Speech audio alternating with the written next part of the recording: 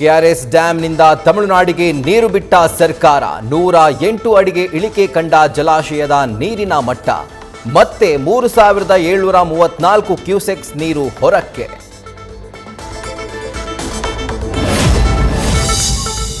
ಕಬಿನಿ ಡ್ಯಾಂನಲ್ಲಿ 10 ದಿನಕ್ಕೆ 10 ಅಡಿ ನೀರು ಖಾಲಿ. ಪ್ರತಿದಿನ 1 ಟಿಎಂಸಿ ನೀರು ಹರಿಬಿಟ್ಟ ಅಧಿಕಾರಿಗಳು.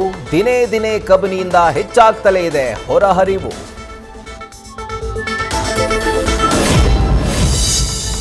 ರಾಜ್ಯ ರಾಜಧಾನಿ ಸೇರಿ 5 ಜಿಲ್ಲೆ ಜನರೇ ಎಚ್ಚರ.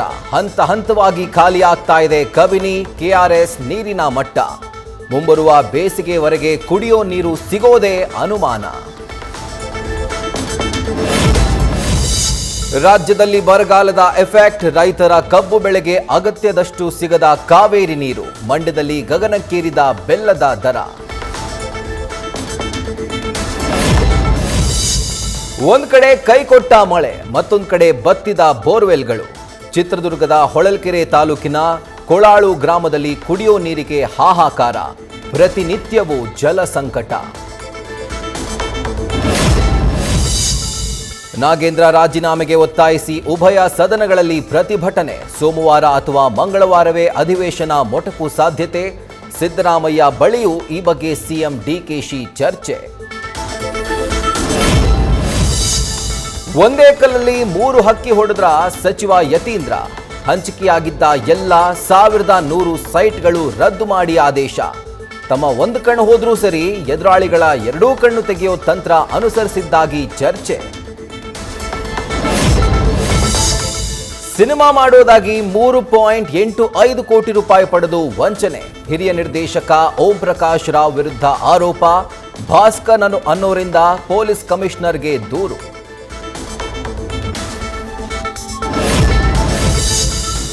ನಕಲಿ ಔಷಧಿ ಪತ್ತೆ ಕೇಸ್ನಲ್ಲಿ ಎಸ್ಐಟಿ ತನಿಖೆಗೆ ಕಾನೂನು ಅಧಿಕಾರದ ತೊಡಕು. ಕ್ರಮ ಕೈಗೊಳ್ಳೋ ಅಧಿಕಾರ ಇರೋದು ಡ್ರಗ್ ಕಂಟ್ರೋಲ್ ಬೋರ್ಡ್ಗೆ. ವಿಶೇಷ ಅಧಿಕಾರಕ್ಕಾಗಿ ಸರ್ಕಾರಕ್ಕೆ ಪತ್ರ ಬರೆಯಲು ಮುಂದಾದ ಪೊಲೀಸ್ ಇಲಾಖೆ.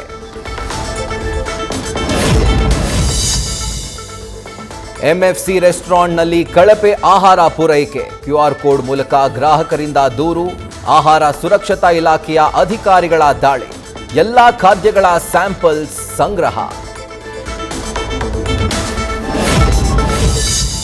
ಕೆಆರ್ ಮಾರ್ಕೆಟ್ ಫುಟ್ಪಾತ್ ಮೇಲೆ ಅಂಗಡಿಗಳು ಮತ್ತೆ ಪ್ರತ್ಯಕ್ಷ. ತೆರವು ಮಾಡಿದ್ದ ಜಾಗದಲ್ಲೇ ಭರ್ಜರಿ ವ್ಯಾಪಾರ.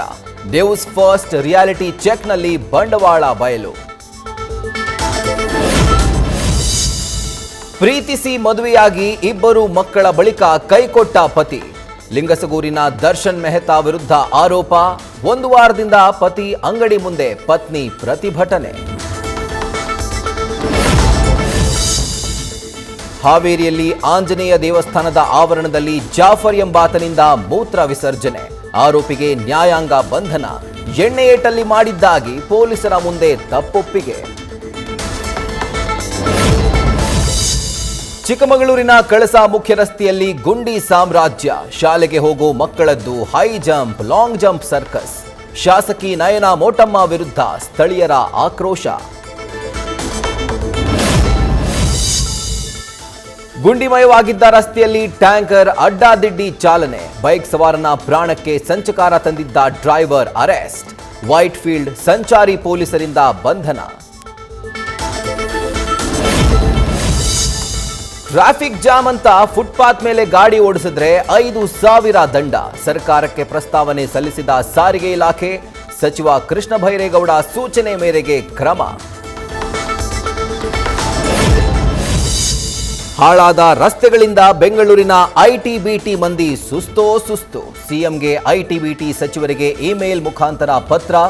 ಸಮಸ್ಯೆ ಬಗೆಹರಿಸಿ ಪುಣ್ಯ ಕಟ್ಕೊಳ್ಳಿ ಎಂದ ವರ್ತೂರು ಭಾಗದ ನಿವಾಸಿಗಳು. ಗದಗದಲ್ಲಿ 2 ಅಕ್ರಮ ಬಾಂಗ್ಲಾ ನುಸುಳುಕೋರರ ಪತ್ತೆ. ಏಜೆಂಟ್ ಮೂಲಕ ಪಶ್ಚಿಮ ಬಂಗಾಳದಿಂದ ಭಾರತಕ್ಕೆ ಅಕ್ರಮ ವಲಸೆ. ಸುಮಾರು 12 ವರ್ಷಗಳಿಂದ ಇಲ್ಲೇ ವಾಸ. ಬಾಗಲಕೋಟೆಯಲ್ಲಿ ಪಿಎಸ್ಐ ಜ್ಯೋತಿ ವಾಲಿಕರ್ ವರ್ಗಾವಣೆ. ಪೊಲೀಸ್ ಠಾಣೆ ಎದುರೇ ಪಟಾಕಿ ಸಿಡಿಸಿ ಸಂಭ್ರಮಾಚರಣೆ. ನೊಂದವರ ಪರ ಇರದೆ ಆರೋಪಿಗಳ ಪರ ಕೆಲಸ ಮಾಡ್ತಿದ್ದ ಆರೋಪ. ನಿತ್ಯ ಹಳ್ಳದ ನೀರನ್ನ ದಾಟಿ ಶಾಲೆಗೆ ಬರಬೇಕು ಮಕ್ಕಳು. ಜೀವ ಕೈಯಲ್ಲೇ ಹಿಡಿದುಕೊಂಡು ಶಾಲೆಗೆ ಹೋಗುವ ದುಸ್ಥಿತಿ. ಚಿಕ್ಕೋಡಿಯ ಹಣಮಾಪುರ ಗ್ರಾಮದಲ್ಲಿ ಈ ಗೋಳು. ನ್ಯೂಸ್ ಫಸ್ಟ್ ನಿರ್ಭೀತಿಯಿಂದ ನಿಮ್ಮ ಪರವಾಗಿ.